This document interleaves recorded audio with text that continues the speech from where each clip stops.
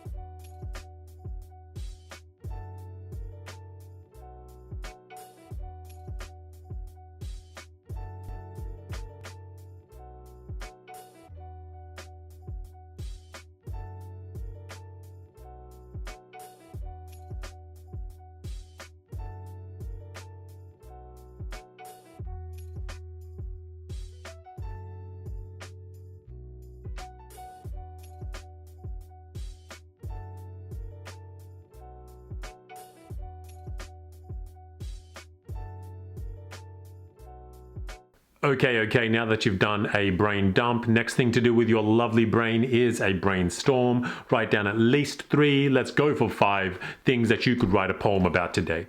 Whatever it is, whatever the first few things that come into your brain are, go with that. So just have a quick brainstorm about ideas for poems. It could be love, it could be hate, it could be potatoes, it could be absolutely anything you want it to be. What would you like to write a poem about? This is your poem for nobody but you. So what would you like to write a poem about today? I'll give you a quick 90 seconds to write down at least 5. If you get more than 5, brilliant, amazing, cool, go.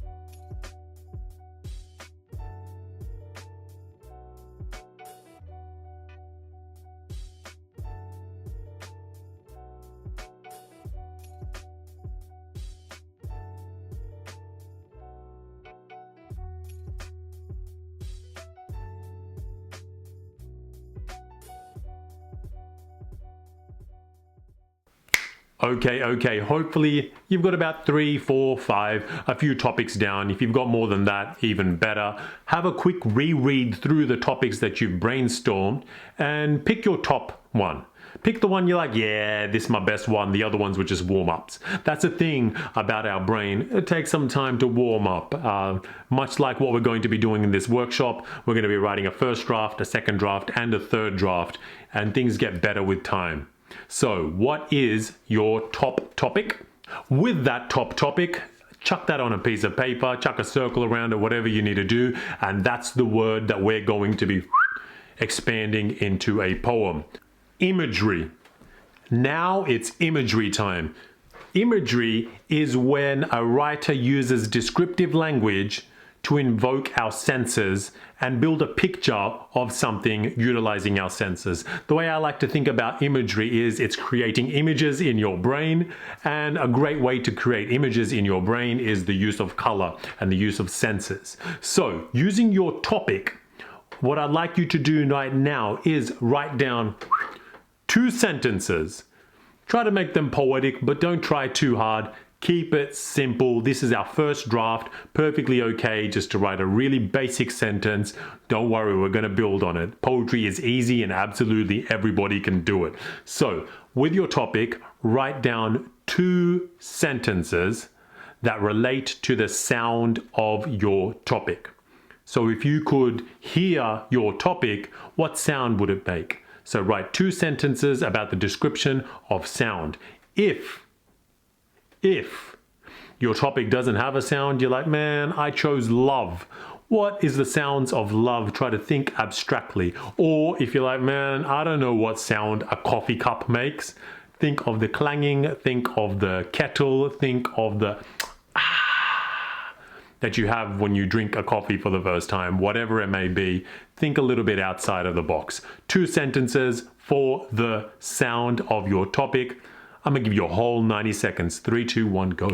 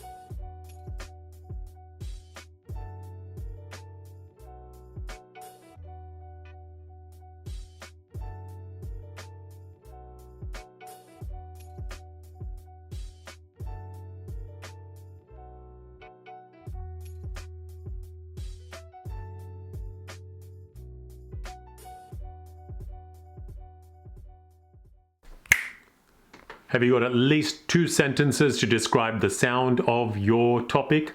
Great, great, great if you do. If you don't, that's okay. You can pause this at any time you need to. Next step, what I want you to do is write down 2 sentences about the color of your topic. So describe, if you could see your topic, what color would it be? Think outside the box a little bit again. Don't just say green, what type of green? If you can't think of it in too much detail, that's okay as well. Same deal as before. This is our first draft. Let's keep it really, really simple. Just describe the color of your topic in 2 sentences. And let's go from there. Another 90 seconds. 3, 2, 1.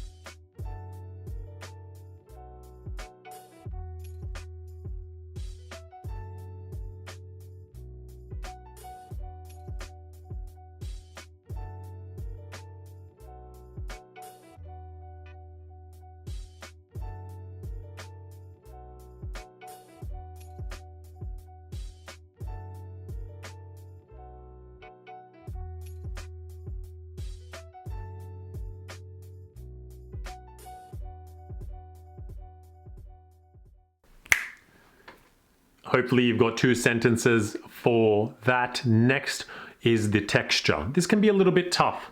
So what is the texture of your topic?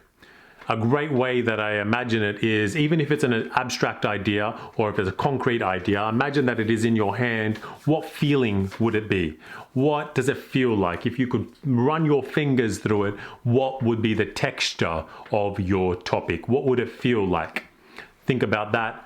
2 lines. Once again, keep it really, really, really simple. You don't have to go into too much detail. If you can think of more detail, great. If you can't, don't stress yourself too much. Just get those basic lines down. What does your topic feel like? Write that down. Another 90 seconds. You're doing great. You're doing great. You're doing great.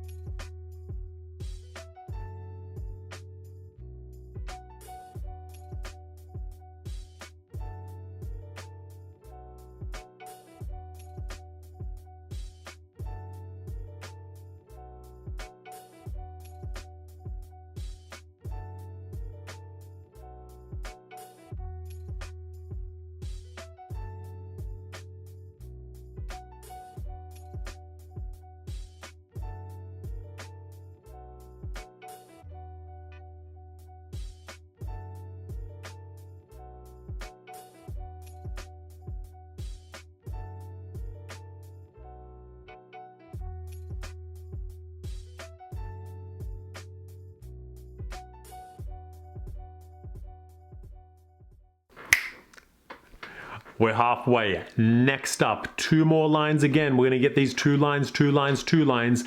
This 2 lines relates to the shape of the topic. What shape is it? Is it round? Is it square? Is it rectangular? Is it a 3-dimensional shape? What shape is it? Is it an irregular shape? What shape is your topic? Use 2 sentences once again to describe this particular topic and the shape of it. 90 seconds.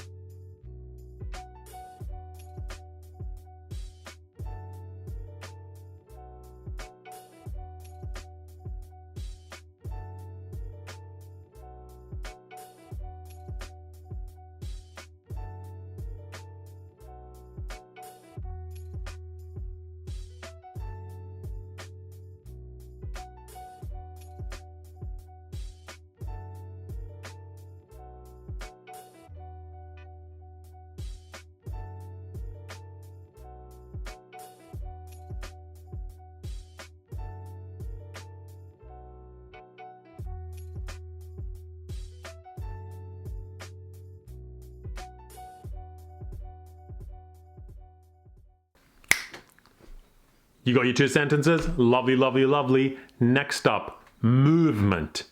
Movement. What does your topic move like? And if it's once again, it's an abstract idea, a really cool way to think about it is if your topic walked in through the door right now, into the room that you're in, or maybe is walking towards you if you're outside. How does it move? What is the way that it holds itself? Does it slip and slide? Does it strut? Does it run? How does your topic move? Think about it in your imagination. You've got a whole 90 seconds to play with. Don't write the first thing that comes to your brain. Think about it, let it churn a little bit, and get those 2 lines out. How does your topic move?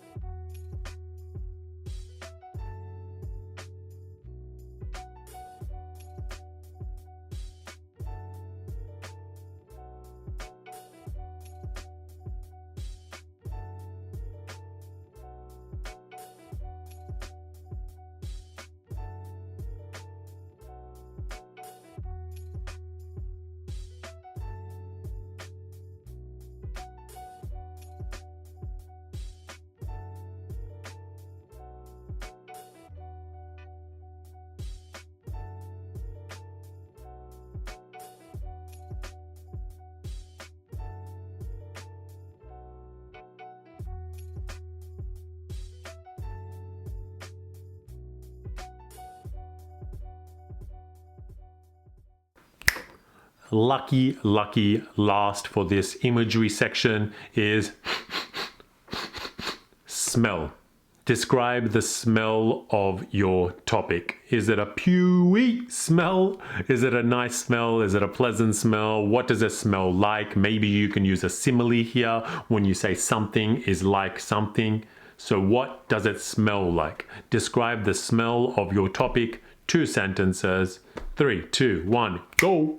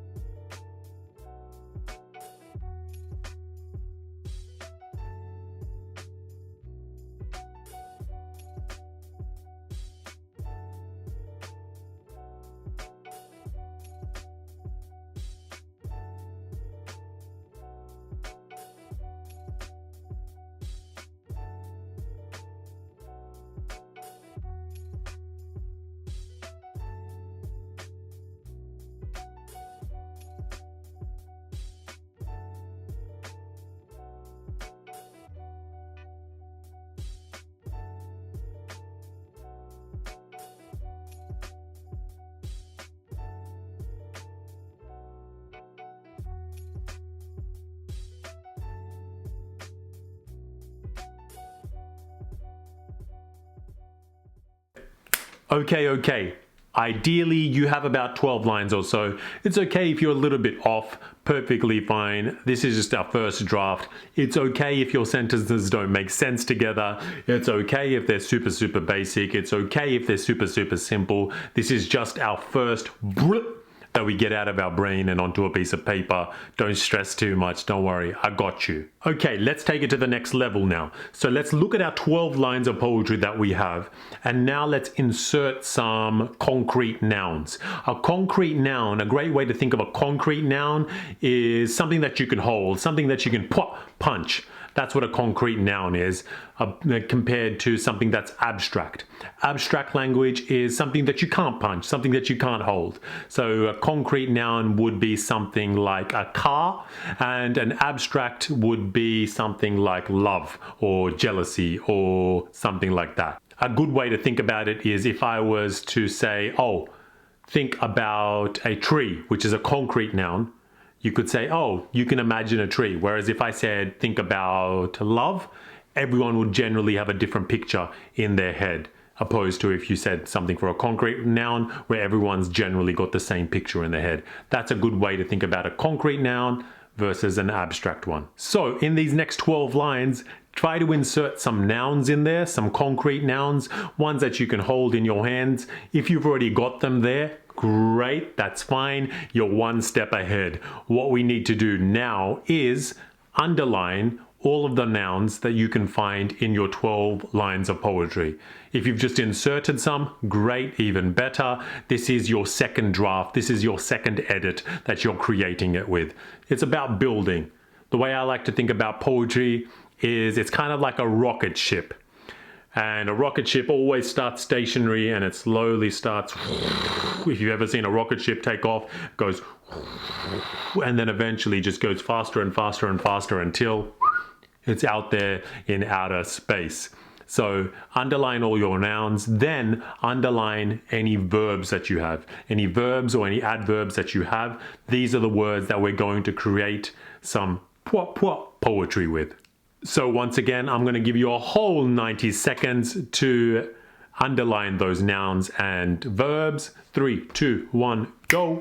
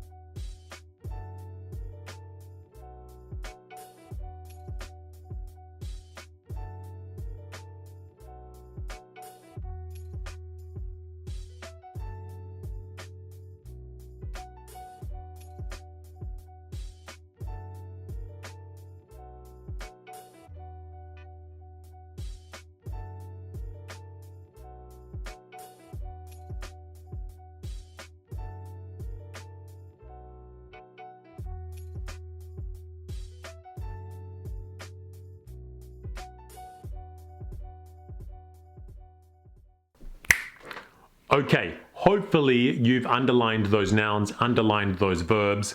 Now what we're going to do is make them stronger. That's what poetry is about. Poetry is about making some strength. The way I think about poetry is like a gym workout for your words. Poetry is how you make your words super strong, so strong that people have no choice but to be like, whew, that's some strong words. So let's add stronger nouns and stronger verbs in there. So an example of changing something from a basic noun to a stronger noun would be if you said, she was wearing a dress. You could replace the noun in that, which is a dress, with something more descriptive, something that would paint more of a picture. So you could say a 19th century ball gown. She was wearing a 19th century ball gown. Sounds a lot more than she was wearing a dress. So that's an example of creating a stronger noun. An example of creating a stronger verb is if you were to say, the coconut fell from the tree. Fell, that's a nice verb. But what you could replace it with is the coconut tumbled off the tree. Tumbled gives more of a visceral reaction compared to just saying fell. So they are two examples of using stronger nouns and verbs.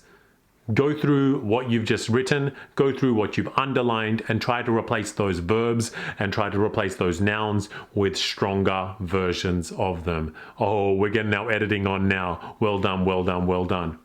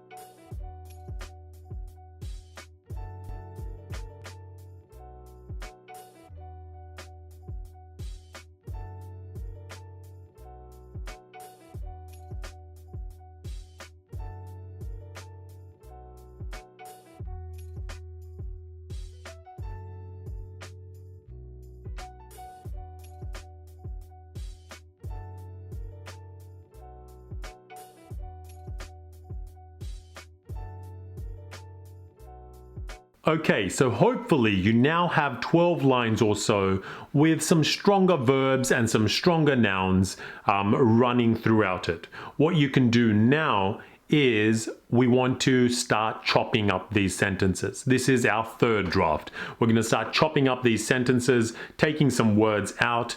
You don't need all 12 of these lines. Sometimes you can merge two of the lines together, especially if both of them are describing the color or both of them are describing the sound. See what flows better. Another top tip is, in order to get more flow with your sentences, in order to get more flow in your writing, you can vary sentence length. It gets a little bit monotonous if the sentence is the same length, then the same length, then the same length, then the same length, then the same length, because that's not how we speak. That's not how we flow. Some sentences are short, whereas other sentences can go on and on and on and on and on because you want to make a point about it. So vary sentence length. So I'm going to give you a whole 5 minutes to do that. You might want to pause the video right now and get to that 5 whole minutes. Go through your poem, give it a nice little edit, and yeah, I believe you can do this. Pwah, pwah.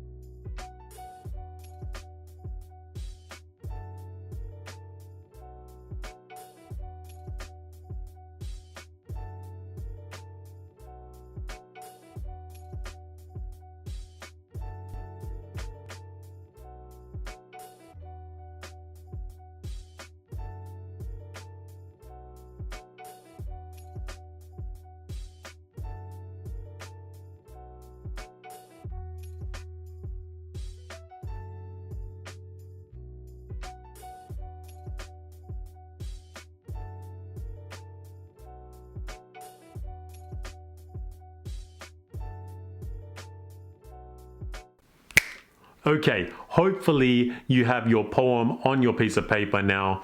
It's really beginning to develop a nice shape and a nice flow, and you've got some nice descriptive language in it, and you've also used some concrete nouns and changed some of the words around.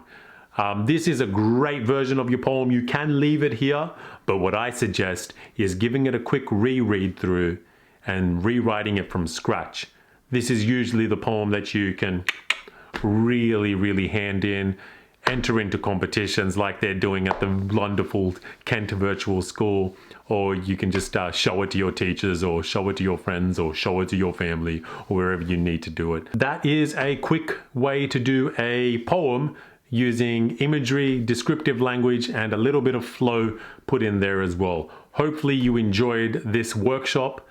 Do check out the other videos on my YouTube channel. There's plenty on here, and I'm aiming to release a video every single week so that you have more resources to work with.